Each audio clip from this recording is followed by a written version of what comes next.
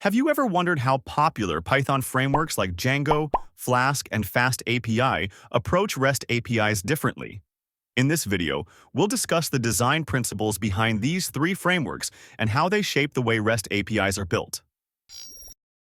Well, it's a way for two systems to communicate over HTTP, using methods like get, post, put, and delete to perform actions on resources.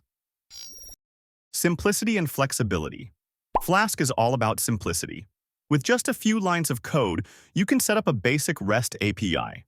But because it's so flexible, you can scale up and add more features as your project grows. Explicit over implicit. In Flask, you explicitly define every route, every middleware, and every component, which gives you full control over how your API behaves. Convention over configuration. Django's REST framework reduces the need for configuration by offering ready-made components. You follow conventions, and things just work. For example, setting up an API endpoint is as simple as defining a view and using the DRF serializer. Security and scalability. Django is known for its focus on security. Features like CSRF protection, SQL injection prevention, and user authentication come right out of the box. Plus, its architecture is built to handle large-scale applications.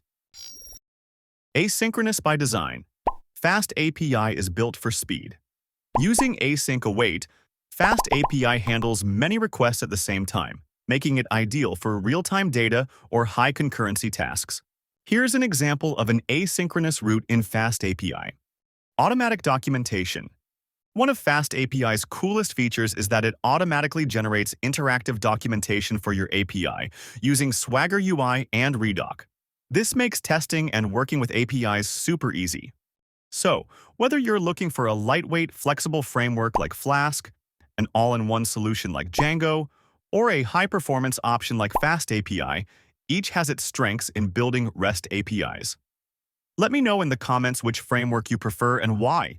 And don't forget to check out my other Python videos for more insights.